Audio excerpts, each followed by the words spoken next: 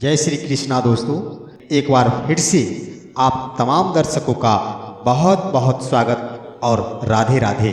प्रिय दोस्तों, आज के इस वीडियो में हम एक बहुत ही मज़ेदार प्रसंग प्रस्तुत करने जा रहे हैं। दोस्तों, इससे पहले कि जिन्होंने अभी तक मेरे चैनल को सब्सक्राइब नहीं किया है वो कृपया मेरे चैनल को सब्सक्राइब कर ले। प्रिय दोस्तों, आज के वीडियो का प्रसंग है कि सच्चा प्रेम कब होता है और यह अधूरा ही क्यों रह जाता है और कृष्ण ने राधा से विवाह क्यों नहीं किया। दोस्तों, जब भी प्रेम की बात होती है भगवान श्री कृष्ण का नाम सबसे पहले आता है।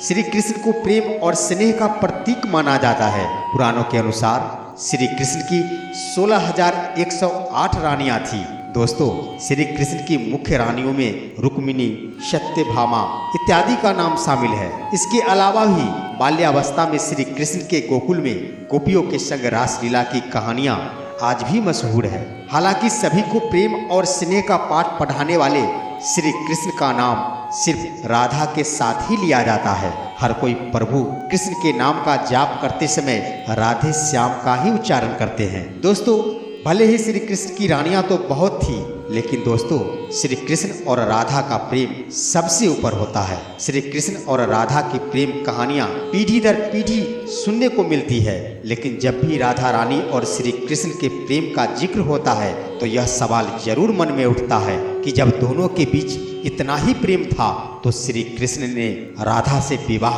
क्यों नहीं किया। 16,108 रानियों में एक राधा क्यों नहीं थी, ये सभी बात हम सभी के मन में आता है। दोस्तों, पद्म पुराण के मुताबिक राधा वृषभानु नाम के एक गोप की पुत्री थी। कुछ विद्वानों का ये भी कहना है कि राधा का जन्म यमुना नदी के पास स्थित रावल गांव में हुआ था। बाद में उनके पिता बरसाना में आकर बस गए थे।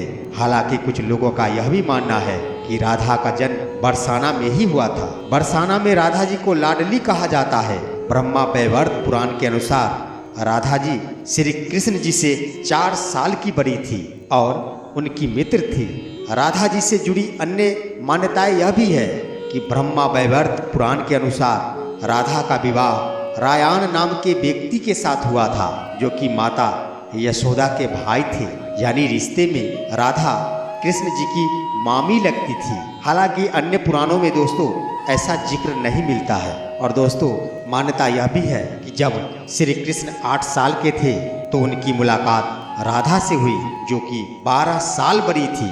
श्री कृष्ण राधा से प्रेम करने लगे और दोनों एक दूसरे से विवाह भी करना चाह रहे थे। जब ये बात राधा के घर वालों को पता चला तो उन्होंने राधा को घर में ही कैद कर दिया। वे लोग राधा और कृष्ण की विवाह के इसलिए खिलाफ थे क्योंकि राधा की मंगनी हो चुकी थी। दोस्तों, कहा जाता है कि श्री कृष्ण ने राधा रानी से शादी करने की हट कर दी थी। इस पर यशोदा माता और नंद बाबा उन्हें ऋषि गर्ग के पास ले गए। ऋषि गर्ग ने भी कान्हा को बहुत समझाया।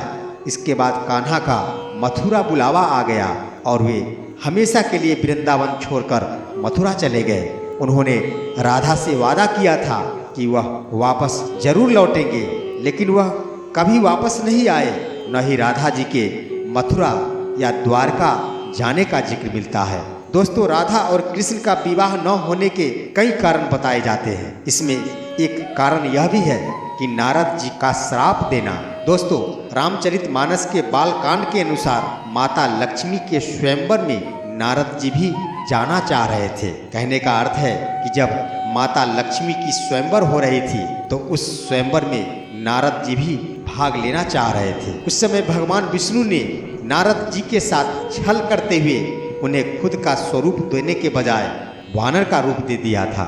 रामचरितमानस के बालकांड के अनुसार माता लक्ष्मी के स्वयंवर में नारद जी भी जाना चाह रहे थे। यानी माता लक्ष्मी का जब स्वयंवर रच रही थी तो उस समय नारद जी का इच्छा हुआ कि क्यों नहीं उस स्वयंवर में हम भी भाग लें। और उन्होंने विष्णु जी से कहा कि हे विष्णु, मुझे ऐसा स्वरूप दीजिए, मेरा रूप ऐसा बना दीजिए ताकि लक्ष्मी एक बार में ही हमें पसंद कर ले। लेकिन हुआ उल्टा। विष्णु जी ने नारद जी के साथ छल करते हुए उनके साथ धोखा किया। उन्हें सुंदर रूप न देते हुए उन्हें वानर का रूप दे दिया, जिसकी वजह से माता लक्ष्मी के स्वयंवर में नारद जी का काफी उपहास उड़ाया गया।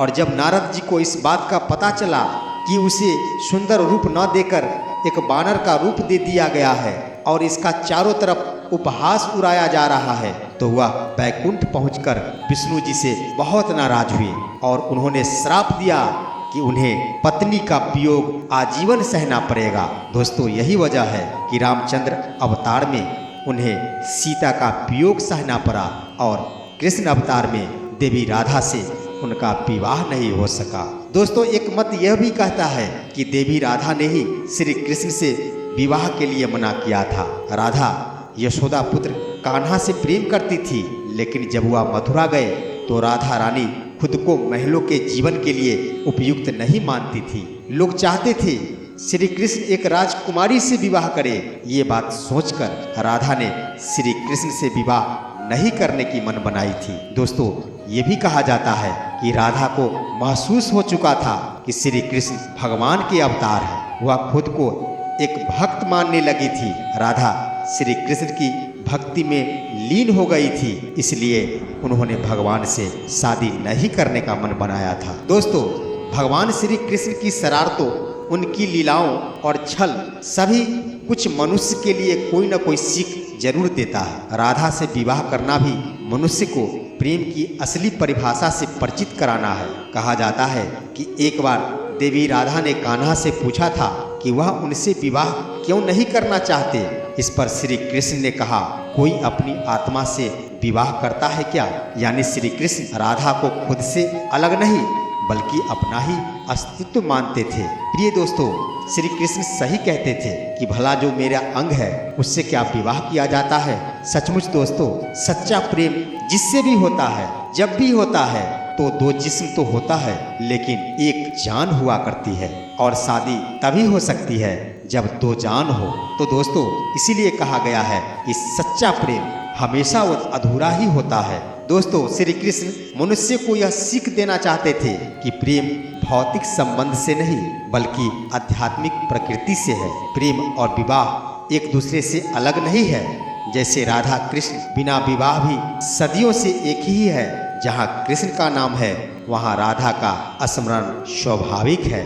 यानी कहने का अर्थ है कि दोस्तों, जब रूह से रूह मिल जाती है, जब आत्मा से आत्मा का मिलन हो जाता है, तब सच्चा प्रेम होता है। और दोस्तों, जब दोनों आत्माएं एक हो जाती है, जब दो जान एक हो जाती है, तब शादी का सवाल ही नहीं होता है। इसलिए सच्चा प्रेम हमेशा ही अधूरा होता है। तो दोस्तों, तो श्री कृष्ण ने इसलिए राधा से विवाह नहीं किया। तो दोस्तों, आज का वीडियो यही तक था। मेरा वीडियो अच्छा लगा होगा तो इसे लाइक, शेयर और कमेंट जरूर करेंगे। फिर मिलते हैं हम अगले वीडियो में। तब तक के लिए राधे राधे।